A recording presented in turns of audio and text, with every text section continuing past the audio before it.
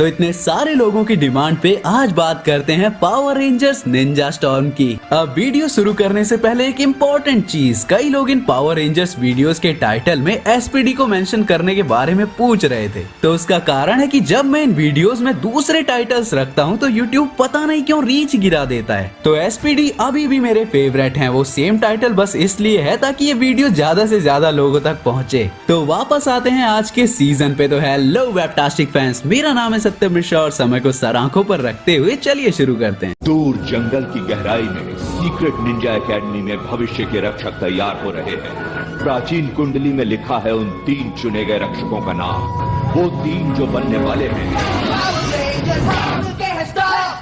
तो Ninja storm ये वो सीजन है जो नॉर्मल पावर रेंजर्स से अलग है और इतना कोई स्पेशल नहीं है। स्टिल ये वो सीजन है जिसके जैसा बनने की कोशिश समुराई ने की थी और फेल हो गए थे। तो इसके अपने 3 हीरो निंजा एकेडमी के स्टूडेंट्स थे और वो ही हमेशा चिल रहने वाले बंदे थे। पर फिर आता है इस स्टोरी का विलन अपने साथियों के साथ जो इस एकेडमी का हिस्सा था। पहले वो यहाँ से सारे स्टूडेंट्स को चुरा लेता है और मास्टर को एक गिनी पिग में बदल देता है। और क्योंकि अपने 3 हीरो हमेशा की लेट थे एकेडमी में आने में, वो विलन के अटैक से बच जाते हैं। वो बस वहां पहुंचे जब उनकी एकेडमी और उनके सारे स्टूडेंट्स कैप्चर हो चुके थे और फिर मास्टर और केम की तरफ से इन तीनों को इनके मॉर्फर्स मिल जाते हैं और कसम से उन्हें मॉर्फ करना भी नहीं आता, पुराने रेंजर्स की तरह जो एक्चुअल में फनी और रियलिस्टिक था। अब इस शो में कॉमेडी को सीरियसनेस से ऊपर रखा गया था। मतलब डायनो थंडर की तरह यहाँ पे ऐसा नहीं था कि स्टोरी इम्पोर्टेंट है, विलन इतना बैडास है, नहीं। ये था कि तुम चिल होके बस मजे लो और इनकी कूल कॉस्ट्यूम देखो।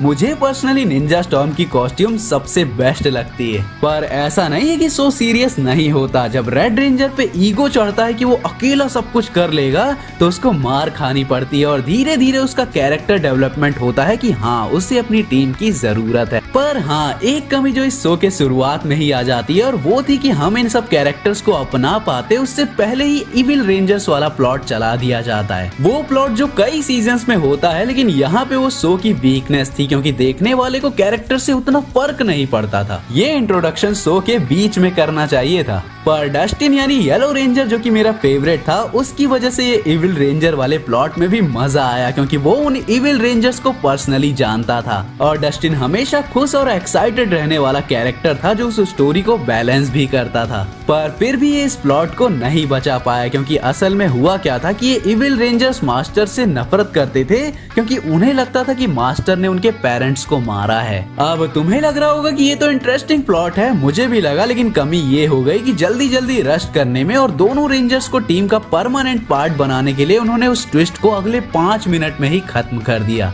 जहां उनके पेरेंट्स की आत्मा ने ही उन्हें सच बता दिया। और कुछ भी कहो, ये प्लॉट बहुत इम्पैक्ट डाल सकता था पर फेल हो गया। अब देखो, मुझे ये सीजन पसंद है क्योंकि ये एक अच्छा टाइम पास है, पर क्योंकि निंजा मेरे फेवरेट हिस्टोरिकल फिगर्स में से एक हैं, तो मैं चाहता था कि ये शो उन्हें थोड़ी और रिस्पेक्ट देता, हर कैरेक्टर में थोड़ी सी डेप्थ डाल के और मास्टर का पास्ट थोड़ा सा ज्यादा अच्छा बना के। पर इसने वो नहीं किया। स्टिल इसने समुराई जितनी तो जापानीज कल्चर की बेइज्जती नहीं की। पर देखो, निंजा स्टॉर्म ने शो शुरू होने पर ही बता दिया था कि इन्हें कुछ कॉम्प्लेक्स नहीं बनाना, बस एक फन शो बनाना है जो कि काम भी करता है। लेकिन कुछ कुछ जगह पे अगर थोड़ा सीरियस हो जाता तो मजा आ जाता। अगर मैं निंजा स्टॉर्म की तरफ देखूं तो ये थॉर रैग्नारॉक जैसा ज्यादा है, जबकि फर्स्ट एवेंजर जैसा होता तो ज्यादा मजा आता। पर खैर, वो तो मेरा पर्सनल टेस्ट है। ये शो वैसे भी अच्छा है और बेस्ट सीजन्स में से टॉप 10 या टॉप 15 में आ ही जाएगा। पर हाँ, थंडर रेंजर्स फिर से इविल बनते हैं, लेकिन इस बार माइंड कंट्रोल होके और दोनों पावर रेंजर्स के बीच फिर से लड़ाई होती है